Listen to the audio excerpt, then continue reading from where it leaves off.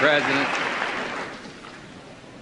Mr. President and Mr. Speaker and members of the United States Congress, I come to this House of the People to speak to you and all Americans, certain that we stand at a defining hour. Halfway around the world, we are engaged in a great struggle in the skies and on the seas and sands. We know why we're there. We are Americans, part of something larger than ourselves. For 2 centuries, we've done the hard work of freedom, and tonight we lead the world in facing down a threat to decency and humanity. What is at stake is more than one small country. It is a big idea, a new world order, where diverse nations are drawn together in common cause to achieve the universal aspirations of mankind: peace and security, freedom, and the rule of law. Such is a world worthy of our struggle and worthy of our children's future.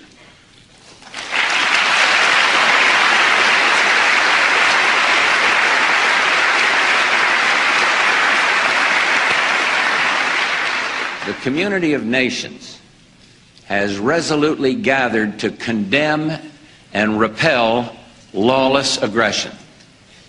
Saddam Hussein's unprovoked invasion, his ruthless, systematic rape of a peaceful neighbor, violated everything the community of nations holds dear.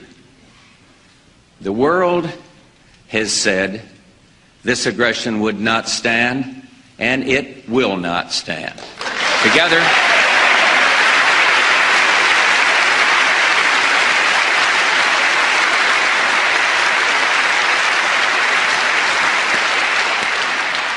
Together, we have resisted the trap of appeasement, cynicism, and isolation that gives temptation to tyrants.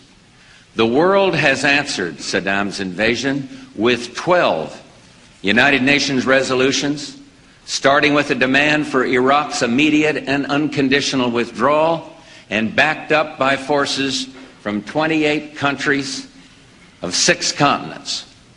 With few exceptions, the world now stands as one. The end of the Cold War has been a victory for all humanity. A year and a half ago, in Germany, I said that our goal was a Europe whole and free. Tonight, Germany is united, Europe has become whole and free, and America's leadership was instrumental in making it possible.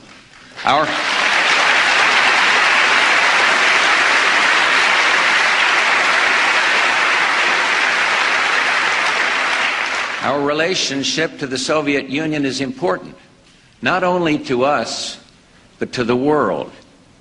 That relationship has helped to shape these and other historic changes. But like many other nations, we have been deeply concerned by the violence in the Baltics, and we have communicated that concern to the Soviet leadership. The principle that has guided us is simple. Our objective is to help the Baltic peoples achieve their aspirations, not to punish the Soviet Union.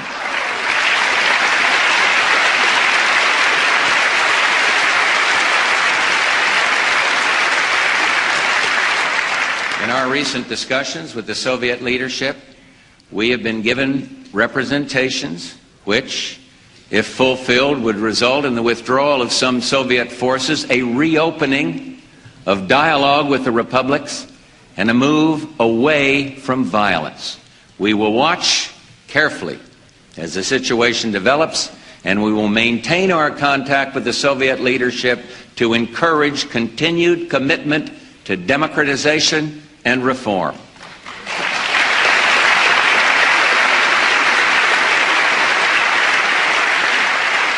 If it is possible, I want to continue to build a lasting basis for U.S.-Soviet cooperation for a more peaceful future for all mankind.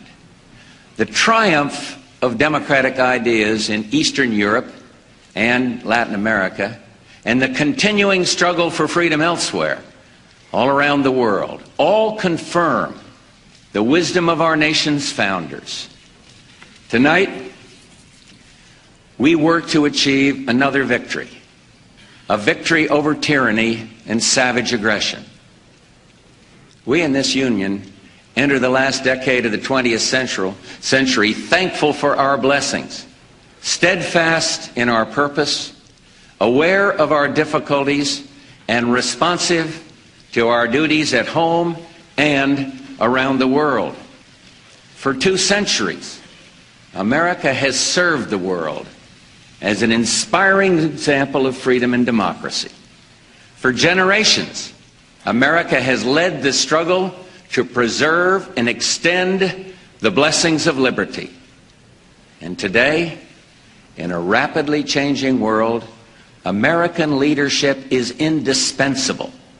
Americans know that leadership brings burdens and sacrifices. But we also know why the hopes of humanity turn to us. We are Americans. We have a unique responsibility to do the hard work of freedom.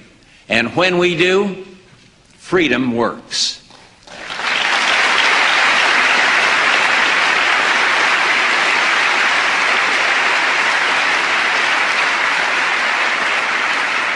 The conviction and courage we see in the Persian Gulf today is simply the American character in action.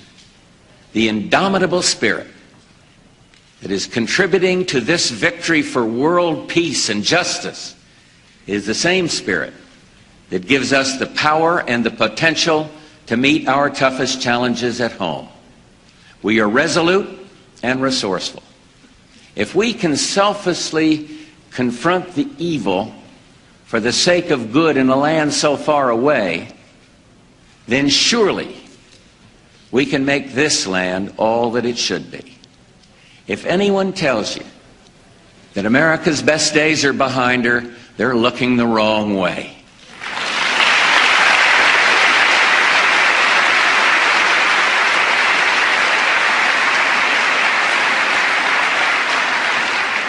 Tonight, I come before this House and the American people with an appeal for renewal. This is not merely a call for new government initiatives. It is a call for new initiative in government, in our communities, and from every American to prepare for the next American century. America has always led by example. So who among us will set the example? Which of our citizens will lead us in this next American century? Everyone who steps forward today to get one addict off drugs, to convince one troubled teenager not to give up on life, to comfort one AIDS patient, to help one hungry child. We have within our reach the promise of a renewed America. We can find meaning and reward by serving some higher purpose than ourselves. A shining purpose, the illumination of 1,000 points of light. And it is expressed by all who know the irresistible force of a child's hand, of a friend who stands by you and stays there, a volunteer's generous gesture, an idea that is simply right. The problems before us may be different, but the key to solving them remains the same. It is the individual who steps forward, and the state of our union is the union of each of us, one to the other, the sum of our friendships, marriages, families, and communities. We all have something to give.